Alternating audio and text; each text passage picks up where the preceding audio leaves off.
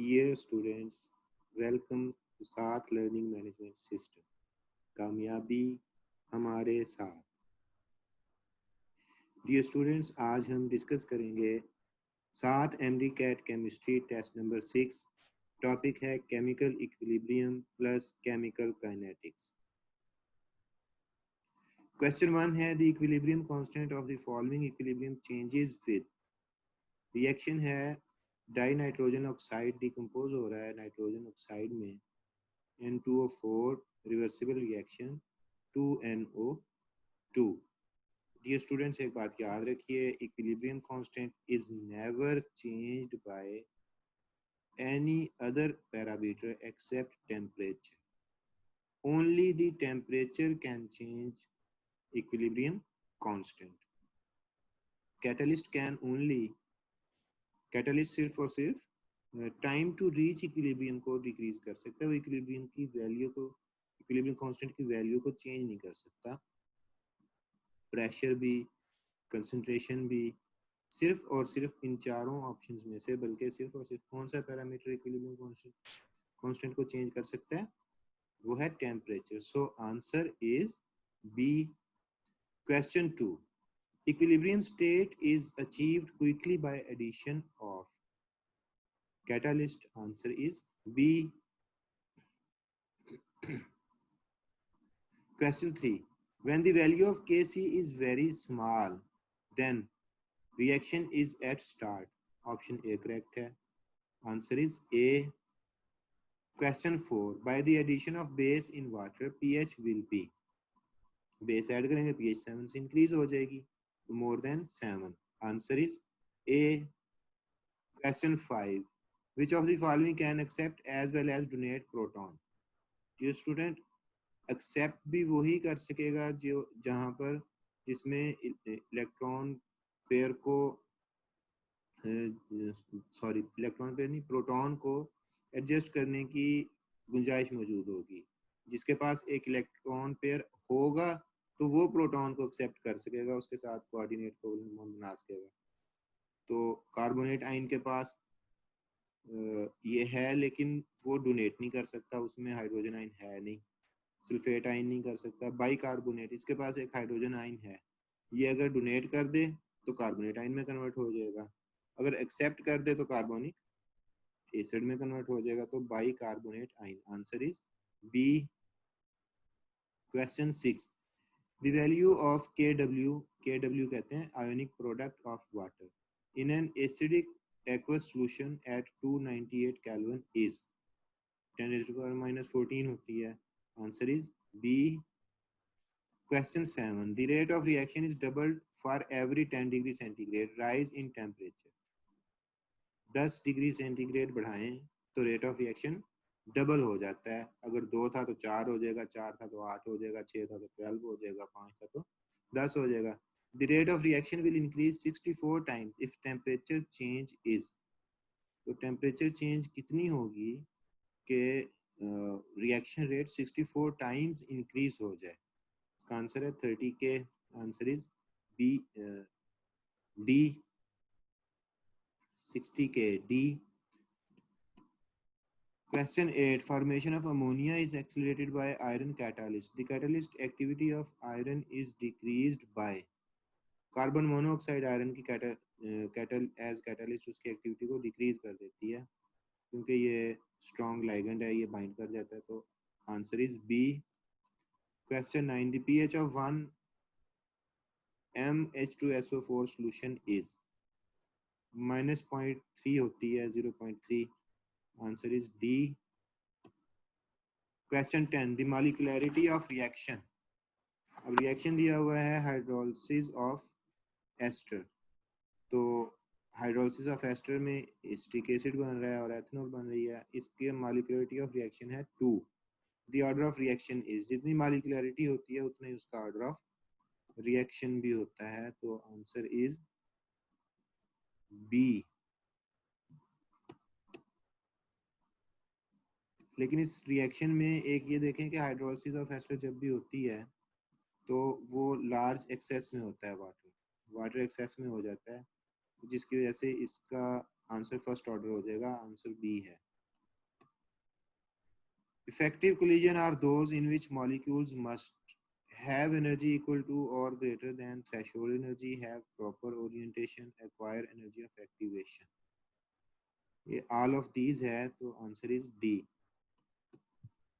Question 12. A first order reaction is 50% complete in 10 minutes. Time required for the 87.5% completion will be. 10 minute में 50% हो जाएगा, next 10 minute में 25% और हो जाएगा, और नेक्स्ट 10 मिनट में 12.5 हो जाएगा. तो 50 plus 25 plus 12.5 is equal to 87.5%. कितनी हाफ लाइफ लगी है? 50 से 100 से 50 एक हाफ लाइफ, 50 से 25 दूसरी हाफ लाइफ, और 25 से 12.5 तीसरी हाफ लाइफ, तो 3 हाफ लाइफ. एक हाफ लाइफ कितनी है? 10 मिनट, तो 3 हो गई 30 minute. Answer is B. Question 13. Which of following is correct about catalyzed reaction? Activation energy और एंथैल्पी चेंज के बारे में पूछा गया है.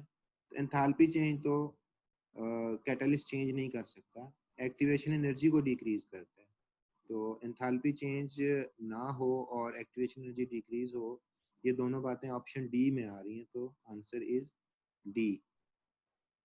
Question 14. A catalyst cannot change equilibrium constant of reaction, activation energy of reaction, rate of forward reaction, position of transition state.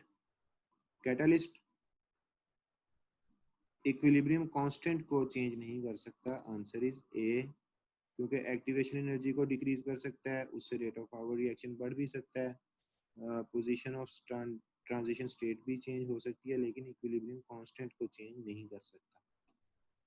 Question 15. The rate constant for forward and backward reaction of hydrolysis of ester are 0.5 and 0.25 respectively. The equilibrium constant of reaction is, equilibrium constant होता है K forward over K reverse. K forward 0.5 है, K reverse 0.25 है. Answer is 2. दो answer आ जाएगा, तो answer is A. Question 16. A type of reaction in which rate of reaction is independent of concentration of reactant is called. तो independent of concentration of reactant होता है zero order reaction, क्योंकि उसमें straight line होती है parallel to x axis. So answer is ए.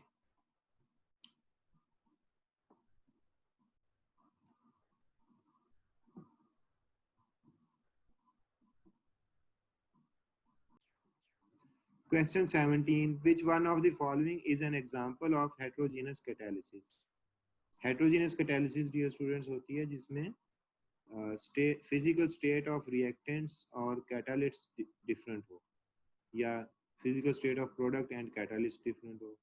तो Haber's process में, जिसमें सिंथेसिस ऑफ अमोनिया होती है, उसमें कैटालिस्ट सॉलिड होता है और रिएक्टेंट और प्रोडक्ट्स दोनों ही गैसियस होती हैं, तो इसलिए ये हेट्रोजीनियस कैटालिसिस है. हाइड्रोलिसिस ऑफ एस्टर में, क्योंकि वो लिक्विड हैं सारे के सारे, कैटालिस्ट भी लिक्विड है, उसमें formation of SO3 in lead chamber process, ये भी इसका आंसर नहीं बनता, तो answer is C. Question 18. The half-life period of first order reaction is, half-life period of first order reaction is inversely proportional to initial concentration of reactant, directly proportional to initial concentration of reactant, inversely proportional to square of initial concentration of reactant, independent of initial concentration of reactant. Half life period independent होता है initial concentration से, तो answer is D. Question 19. The gaseous reaction दिया हुआ है 2A + B से product बन रही है A2B. Takes place in 2 steps. एक स्लो स्टेप है और एक फास्ट स्टेप है. स्लो स्टेप में A + B जिससे ट्रांजिशन स्टेट बन रही है AB, और फिर ट्रांजिशन स्टेट से सेकंड स्टेप में जो फास्ट है उससे प्रोडक्ट बन रही है. तो rate of reaction for this equation is, rate of reaction depend करता है स्लो स्टेप पर, और स्लो स्टेप में रिएक्टेंट्स हैं A और B, और वो दोनों पे डिपेंड कर रहा है. तो रेट इक्वेशन में A होगा और B होगा, और उनके एक्सपोनेंट्स, क्योंकि दोनों के साथ कोई नंबर नहीं है, कोएफिशिएंट नहीं है, तो एक्सपोनेंट्स 1 1 होंगे. तो rate is equal to K into concentration of A into concentration of B. Answer is D. Question 20. Which is the correct rate equation deduced from the data in the table? इस किस्म के table में आपने ये देखना है कि x की कंसंट्रेशन चेंज करने से इनिशियल रेट पे क्या इफेक्ट होता है, और इसी तरह y की कंसंट्रेशन चेंज करने से इनिशियल रिएक्टेंट पर क्या चेंज आती है। जैसे इसने 4 बार एक्सपेरिमेंट किया, पहली बार एक्सपेरिमेंट करने पे x की और y की वैल्यू इसने 0.2 ली है कंसंट्रेशन, तो इनिशियल रेट 0.02 रहा। फिर इसने x की कंसंट्रेशन डबल कर दी, y की चेंज नहीं की तो रेट डबल हो गया।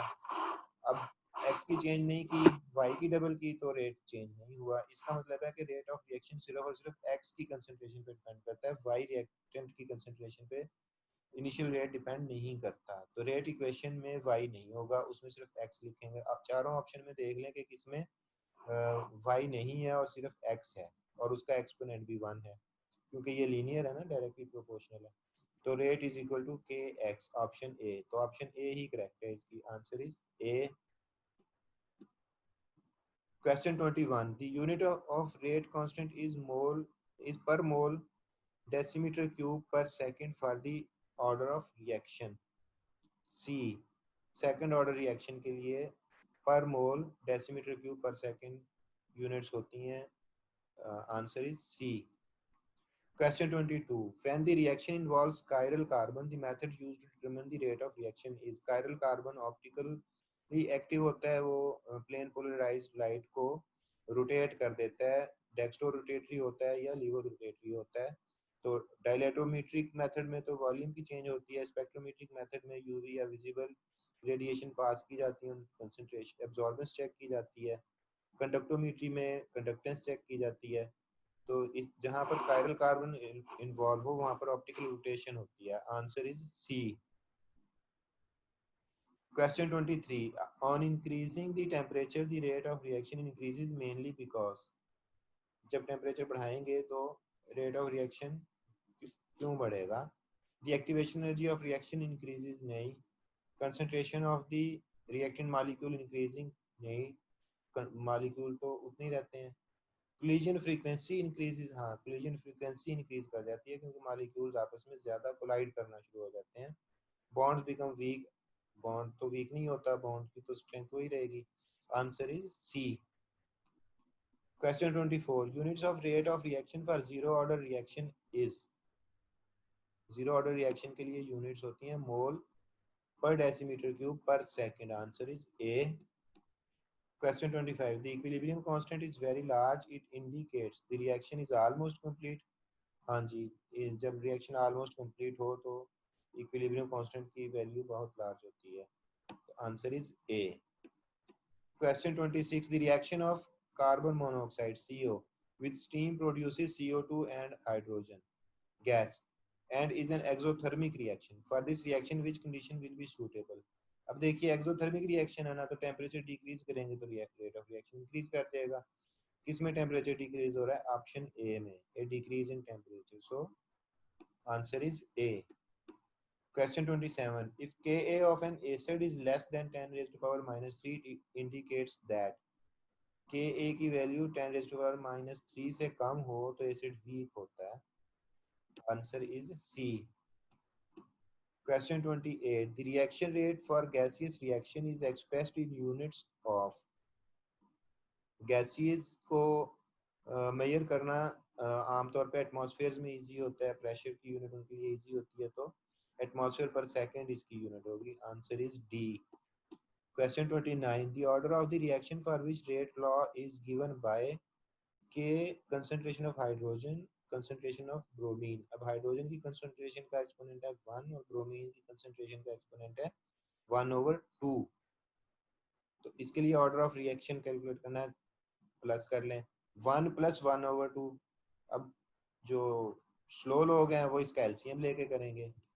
मैंने एक सादा सा तरीका रखा हुआ, क्या? 1 का मतलब है 1/2 + 1/2। ब्रोमीन भी आ गया तो कितने हो गए? 1/2 + 1/2 + 1/2, 3 हो गए ना, तो 3/2, 3/2। कौन सी ऑप्शन है? D. So answer is D. Question 30. Which of the following reaction types has a half-life period independent of the initial concentration of the reactants? First order reactions answer is A. Dear students, thank you very much.